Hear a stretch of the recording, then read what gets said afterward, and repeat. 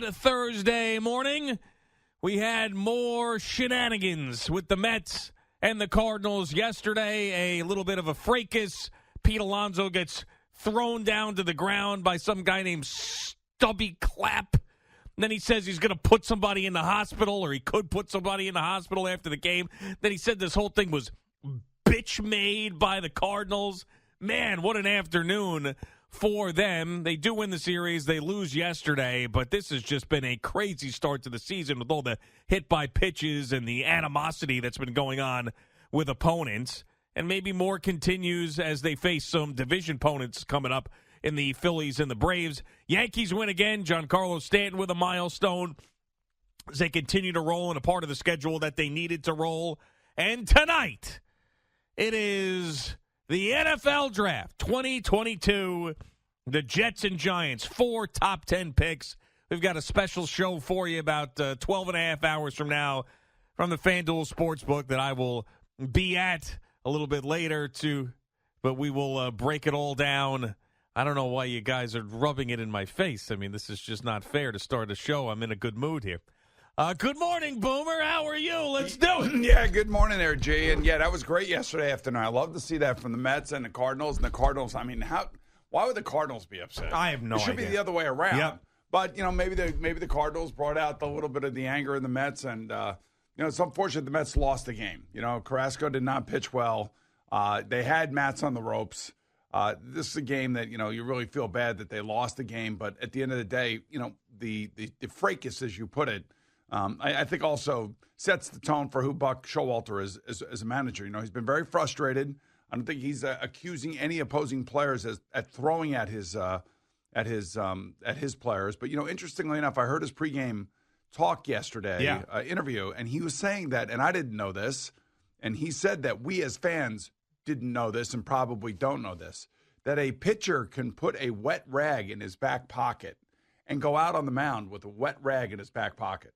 Well, why the hell would you want a wet rag in your back pocket? Well, the point being is that you're looking for some moisture to go along with the rosin to increase your grip and give you some stickiness. So I was shocked when I heard that yesterday because I didn't know that. Okay. Did you know that? I had no idea. I didn't hear him say that either. That was I didn't know. It was in the pregame, manager spot. Oh, you have a full-blown wet rag in your pocket? Yeah, that's what he said. Huh. That's what he said. I didn't say that. That's what he said. Huh. Man, I tell you, Marcus Stroman pitched with sort of like a wet rag his entire time he was here. Well, he had it around his head. but he also... No, that's not what I was talking about. But anyway, go ahead. But you're saying that, like, that pitchers would rub their hands through their head and maybe even on a rag like Marcus used to wear in his head. Sure. Because they were trying to get some sort of moisture on their hand to combine that with the rosin to be able to increase the grip and be able to control the ball more. So he was trying yesterday in the pregame, interview, was just trying to give us a perspective of where he sits and what he's looking at. And he does believe that there is a problem controlling these balls from the pitcher's standpoint. He didn't come out and say that they're not throwing at my players. And I also get the sense that he understands. He's been around a long time. Come on, it's Buck Showalter. He understands that high and tight is a part of the game. Yeah, well, I'm going to give you, I don't know if you heard J.D. Davis after the game who gets hit yesterday and then is in a walking boot and the x-rays were negative, but clearly he was hurt by the pitch that hit him in the foot. He was asked, why do you think this is happening to you guys so much more than anybody else in Major League Baseball? And he blamed analytics. He said that the Mets cold zones are all inside. If you look at the Mets cold zones and analytics, that they're all inside, up and in, inside, and because of that, coupled with sticky stuff issues, that these pitchers are trying to go inside, and then it's slipping away, and then it's hitting them. I mean, I'm kind of more with Pete Alonso, who said, I just don't understand how you're missing this bad when you made it to the major leagues. That's basically what he said yesterday. Well, it's also, how you missing this bad? Well, the other thing, too, it's been cold for the most part. They also asked Buck about the weather, and, when he starts getting a little bit warmer and there's a little bit more perspiration on the guy's hands, is that going to help? And he thinks, that will help to some respect. The thing about J.D. Davis, he does have that ankle and that top of the foot, covering that he wears. Sure. This ball hit him right in the ankle. I know, which is unfortunate. It is really unfortunate because last year he got hit, and, there went his season. It's frustrating for sure.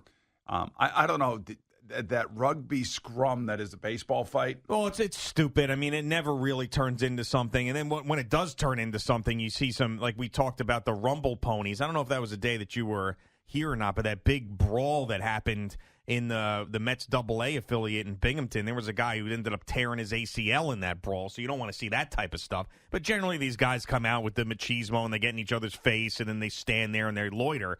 But frickin' Pete Alonso gets thrown down by Stubby Clapp, a Cardinals coach, and then, Pete, as he put it, and he's right, I could have put somebody in the hospital, but I was just trying to sit there and protect my teammates. I kind of believe him with that. It's like Pedro Martinez and what's his name?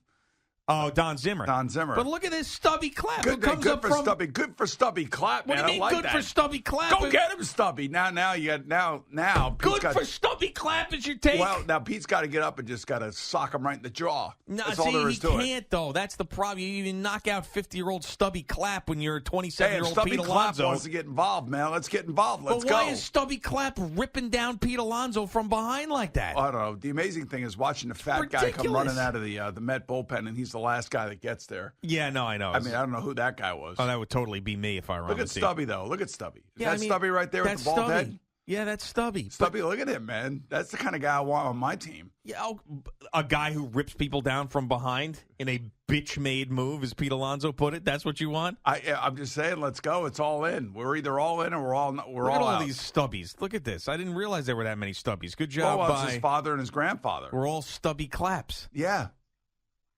Yeah. Oh, okay. Yeah, Stubby Clapp does not sound like a good nickname. Why does it always have to go back to something like that for you, Al? I have no idea. When you hear Clapp, it's Stubby Clapp. But anyway, I thought that was a bitch-made move. I agreed with Pete Alonso. You don't rip the guy down like that. And I'm surprised nobody else came to his defense. Everybody's coming out of the dugout. What are you supposed to do? I don't know. Pull a guy down from behind? I don't know. It looks like a rugby scrum.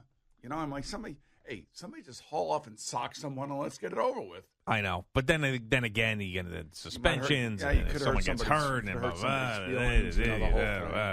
How about Nolan Arenado, who was just completely overreacted? I mean, that pitch. So the Mets have been hit in the head 3 times. Not once did they have a reaction like Nolan Arenado did to a pitch that was high and slightly inside. But Nolan Arenado also knows that they lost the previous 2 games to the Mets. Team's probably a little flat.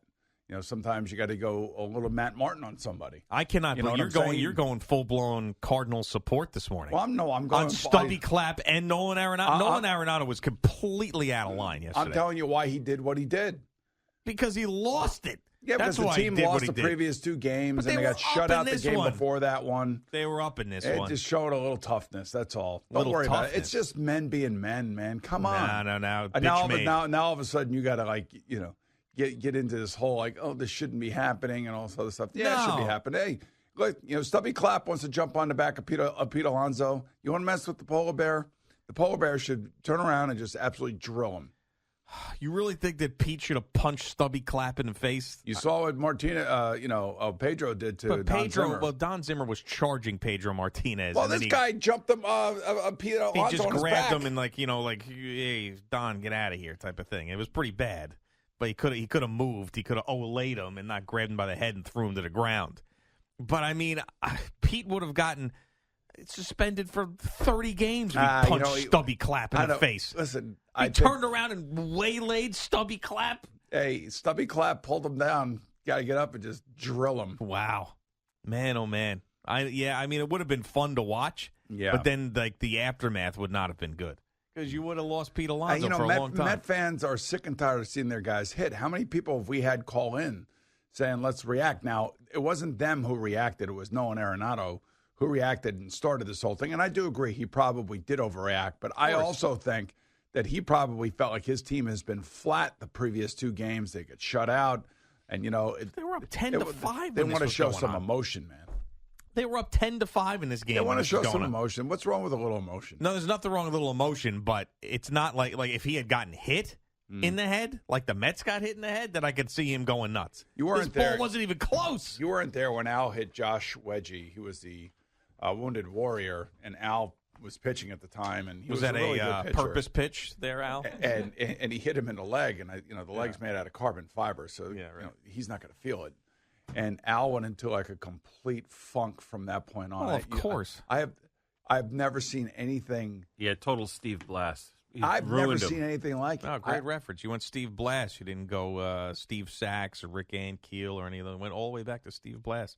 Blast disease, as they call it. Is he still doing the games? I don't know. He was when I left there 7 years ago, but I don't know. He probably retired by now, I would imagine. Yeah. But, I know. Listen, it happens. I was trying to send a message. Guy gets hit on his carbon fiber new leg, and Al freaks out. Yeah. Well, I don't know if that happened yesterday. But maybe that's happening to Nolan Arenado. Maybe he just wasn't happy with the team. Maybe he thought the team was flat. I think what happened was he expected to be hit because of what happened in this series. He got up there. He was 3 for 3. He's their best hitter. And you have some reliever who just got here up there, and he felt like he was expecting it, and it came, so it was up. The pitch was up, and he just lost it because he felt like it was getting thrown at his head. I think that's what happened because he was expecting it. But he really wasn't being thrown at his head. And the whole fracas at that point started from there.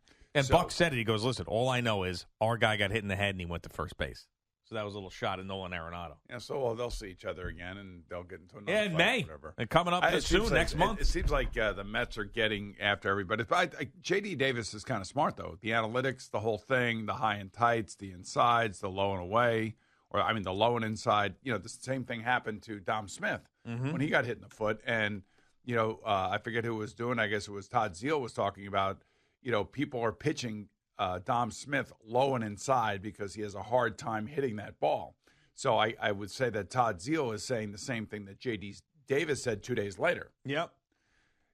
By the way, with the Mets announcers, did they fly those guys in just like one day and then out the day? You know what I'm saying? I don't know. Maybe. They got a big budget over there now with Steve Cohen being the owner of the Mets. Right. I was figuring also that Keith Hernandez would be in St. Louis. Yeah, I don't know why not. You would think with his history, but I don't know. Sometimes it's tough for him because he gets torn. He still has love for the Cardinals, and no Met fan has any love for the Cardinals. Yeah, well, so when he's there, he gets a little nostalgic, and then that pisses off some Met fans and everything else. So maybe he's like, I don't need this year. I don't know. So we come in here on Draft Thursday. Mm-hmm. Here we are. It's April 28th, right? Is it? Yeah. Yeah. April 28th. And both the Mets and Yankees are in first place. How about that? How about that? The Yankees won 5 in a row. They're doing exactly what they need to do in this little run here. They have 4 more games left before they get to Toronto. Mm-hmm. They obviously have the Orioles today. And then they go out to Kansas City for 3 with the Royals. That's right. You got to take care of, as they say, business. Yeah, business booming. No, you got to. It is booming right now. Business is booming for the Mets and Yankees. Business boom. Yeah, that's right. They're doing exactly what they needed to do. Beating up on the Orioles, which they did not do last year, and then obviously a start this year where they lost the first series 2 out of 3. So this was great to see, and another really, really good performance by Jordan Montgomery. Gallo with a home run, Stanton with the home run. So they're doing the things that the Yankees do when they win games. When they're winning. Exactly. Yes. So that's and maybe just maybe we got a couple of teams that'll keep our attention throughout the entire summer. So we're not sitting here talking about, they're out of it and it's over, and what are they going to do at the trade deadline to help them out to try to get back into it? Are they going to be buyers and sellers? Maybe we'll have 2 teams in first place cruising throughout the summer on their way to postseason berths. Wouldn't that be nice? Well, that would be nice. With all the garbage we've dealt with in New York sports over the last few years. And what's going to be nice is going to be to see what happens with the Jets and the Giants tonight and what they do. That's right. And we've got plenty of time to get into all that, as we will. And I got a little birdie told me that your sports minutes, you spread out all the top 10 your Boomer board.